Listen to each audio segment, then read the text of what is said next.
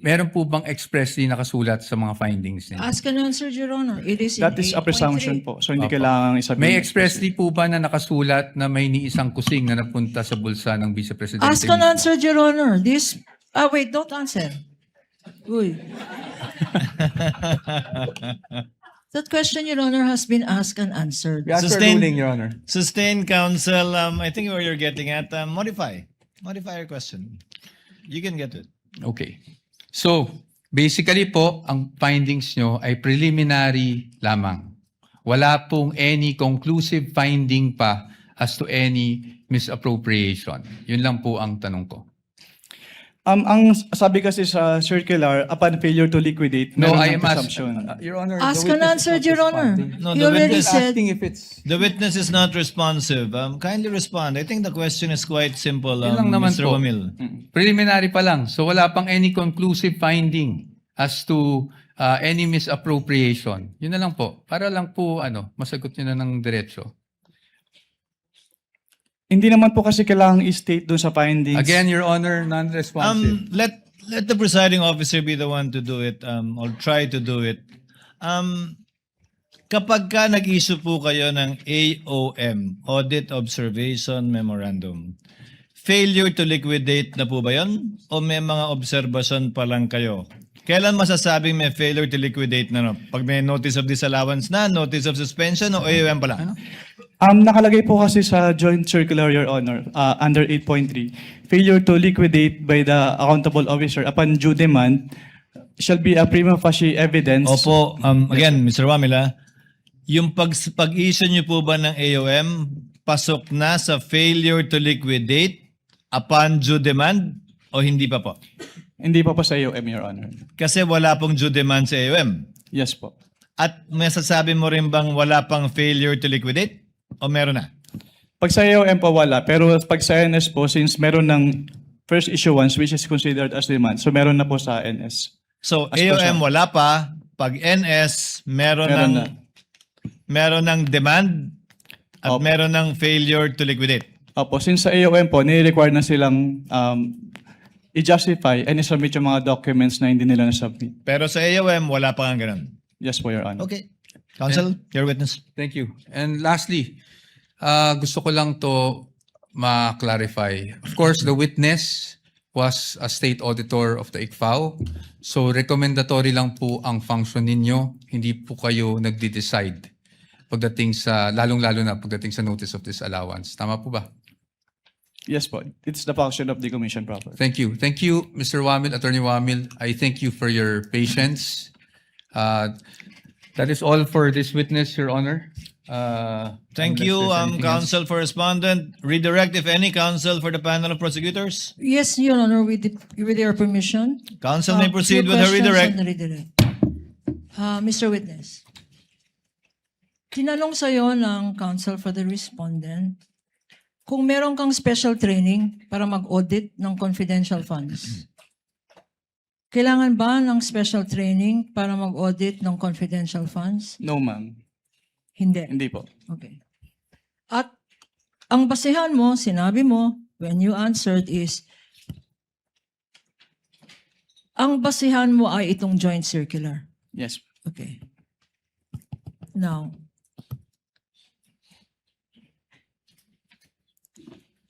tinanong sa'yo ng counsel kung alam mo na ang Office of the President ang siyang nagbigay ng grant. Can Tama? you repeat At the ang sagot mo? Oo. Can you repeat the question po? No, you answered on cross on the question of counsel for the respondent if you are aware that the grant was given to the Vice President by the President. Yes po. And you answered yes. Yes po. Okay. Pag binigay ba ng Presidente, like in this instance, ang confidential funds, wala nang obligasyon mag-liquidate ang Vice President ng paggamit niya sa confidential funds na yan. Meron po. Meron po pa siyang rin obligation to liquidate. obligasyon.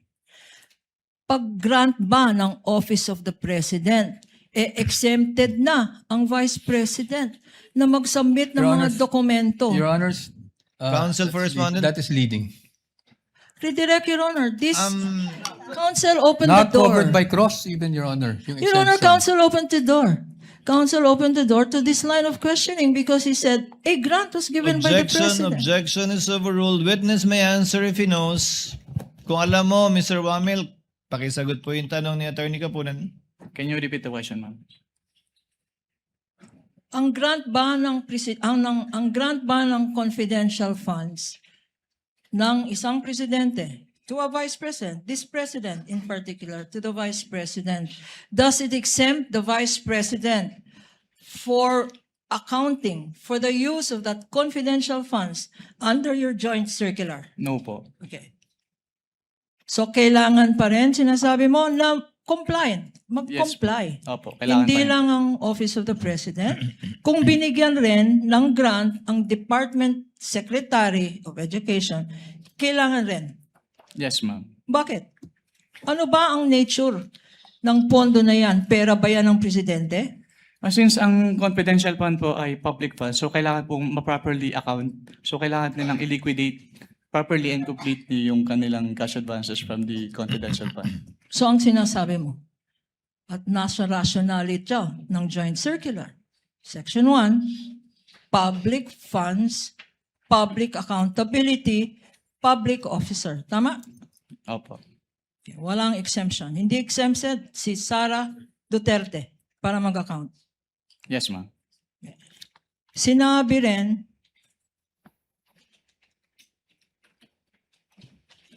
Counsel for the Vice President also said, the Vice President also said, tinanong ka tungkol sa ano ba yung accrual method of accounting. Pakiulit, ano yung accrual method? So under the accrual method po, the expenses is recorded upon incurrence and not upon payment po. Okay. Allowed ba itong accrual method of accounting sa pag-evaluate ng confidential funds? No, ma'am, kasi kailangan po talagang binayaran yung expenses po. Okay. So hindi pwedeng accrual, parang lista. Opo, Tama? hindi po pwedeng lista. Hindi pwedeng lista-lista. Kung binayaran, dapat cash out. Yes, ma'am. Tama? At Opo. kung cash out, dapat may resibo. Tama? Yes, ma'am. Opo. So, hindi pwede ang accrual. Mr. Witness, okay, tinanong rin sa'yo, itong utilization of confidential funds. Nakalagay, utilization of confidential funds. Tinanong sa'yo ng counsel, hindi ba dapat confidential rin? Do not divulge information on the use of confidential funds. Tama ba ang interpretation ng counsel for the respondent? Hindi Your po. Honor, that was not my interpretation. I was merely asking based on the COA circular that he read, Your Honor. Okay. Just that, just on that matter. Okay, Noted. based- Witness may answer. Can you repeat the question, ma'am? Ang tanong, okay, sabi ng counsel, confidential funds yan. Bawal ang mag-reveal ng confidential information, citing certain provision in the revised penal code, certain guidelines, which we haven't seen. Pag confidential funds ba, lahat ng information na hinihingi sa inyo, kagaya ng sang ginastos, yung milyon-milyon na yan sa medicine, oy, bawal yan. Confidential yan. Pwede ba yan, Mr. Witness? Hindi po. Since ang confidential fund po ay public fund, so dapat po ay properly accounted po ito. And since ang involved po ay confidential fund, so it must follow the strict accounting and auditing guidelines po to prevent misuse. Confidential ba yung, uy, bawal mo sabihin, sang grocery binili. As an Yung answered, Your pagkain na Honor. yan. As an answered. Asked and answered. Food, Your Honor. And As all an the answer, items Your there. Lahat ng items na sinabi natin, food, medicine, Asked and transport. answered, Your Honor. I asked for a ruling. Your Honor, please, I only asked for the medicine. I know I'm itemizing because Asked and answered previously, counsel. Counsel for responder is correct. Okay. Kindly move on to the next point.